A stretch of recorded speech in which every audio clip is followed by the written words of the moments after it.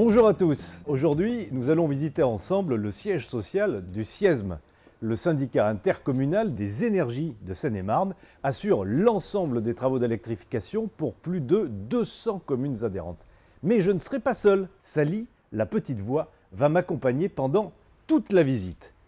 Hé, Sally, tu es là? Oui, Fred, c'est bon, je suis prête, on y va.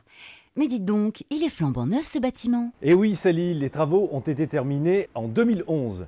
Il s'agit d'un bâtiment à énergie positive, ce qui signifie qu'il produit plus d'énergie qu'il n'en consomme.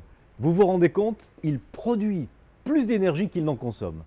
Et oui, ce qui est génial ici, c'est que le SIESM a créé une véritable vitrine qui présente plein de solutions d'économie d'énergie et des dispositifs de production d'énergie. Comme ça, les élus peuvent découvrir des exemples de ce qu'ils pourraient mettre en place pour répondre aux exigences du Grenelle 2 de l'environnement. Déjà, dès la conception, le SIESM a veillé à ce que ce bâtiment soit le plus performant possible. Il est donc orienté vers le sud et les surfaces vitrées sont disposées de manière rationnelle afin de réduire la consommation de chauffage et d'éclairage. Le bardage et les brises-soleil sont en terre cuite, qui est un matériau naturel. En été, les brises-soleil, positionnées avec un angle de 30 degrés, coupent les rayons du soleil, ce qui permet de faire de l'ombre au bâtiment. Et puis, le bâtiment est isolé par l'extérieur avec un produit agricole, le chanvre, un matériau naturel pour l'isolation thermique.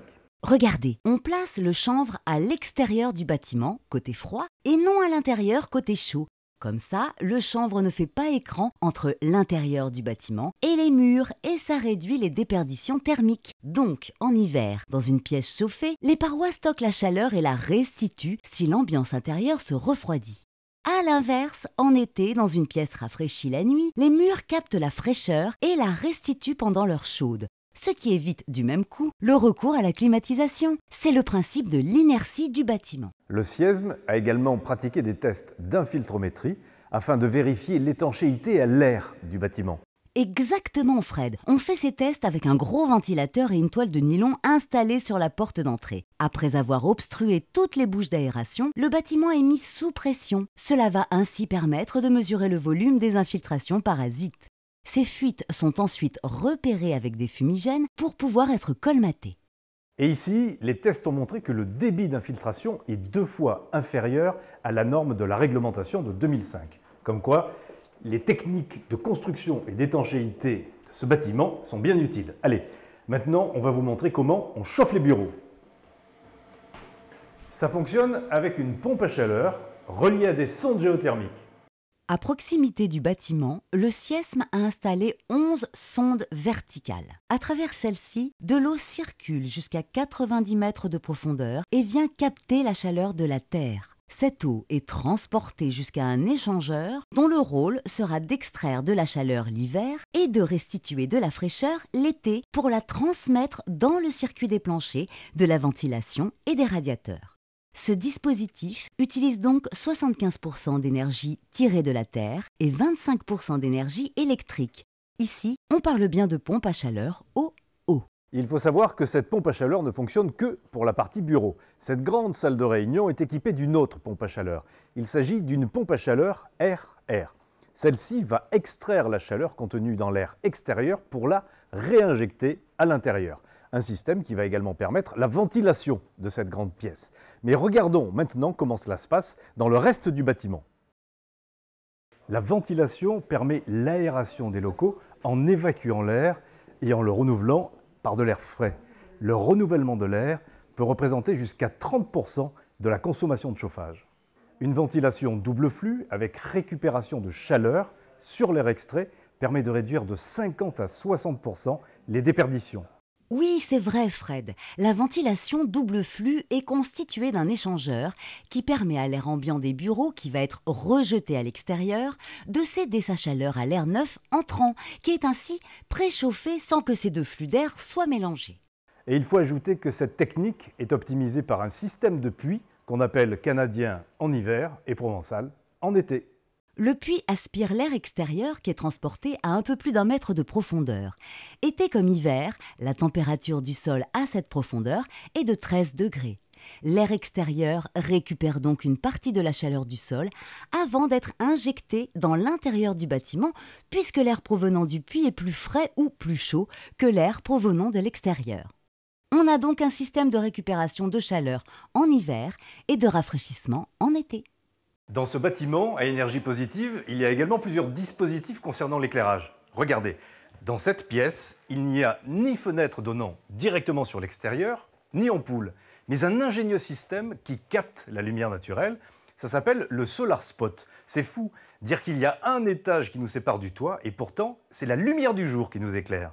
Le Solar Spot est un puits de lumière naturelle. Grâce à une coupole transparente, on capte la lumière à l'extérieur du bâtiment pour la transporter sur des grandes longueurs droites ou courbées et ainsi éclairer des pièces sombres. Les autres luminaires du bâtiment sont équipés d'ampoules basse consommation avec détection de présence et varient en fonction de l'éclairage naturel.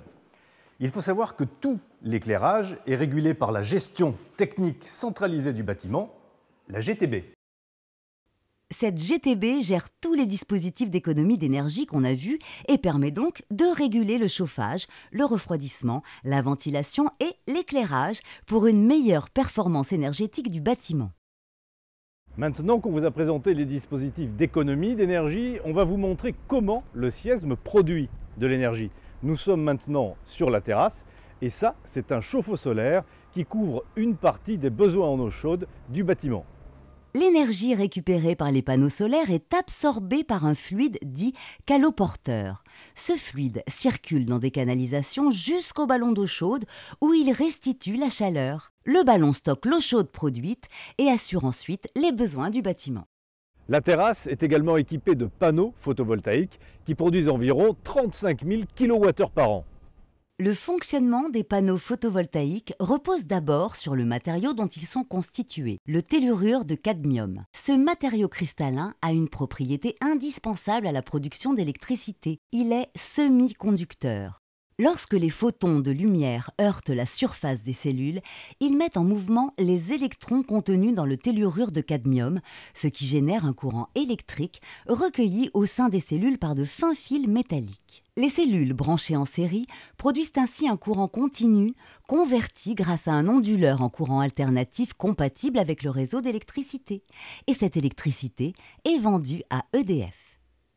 Au Siesme, on utilise aussi le photovoltaïque pour recharger des véhicules électriques. Regardez, ça se passe ici, dans cet abri. On branche la voiture à la borne et ces batteries vont se recharger grâce au courant électrique produit par les panneaux photovoltaïques et par cette éolienne.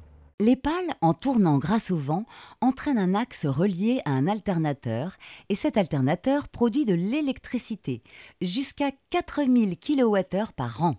L'énergie de l'éolienne sert en priorité à recharger les véhicules électriques, mais en l'absence de besoin pour les voitures, l'énergie est transférée au bâtiment.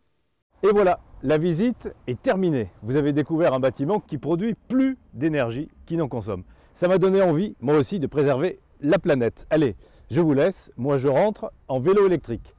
À très bientôt.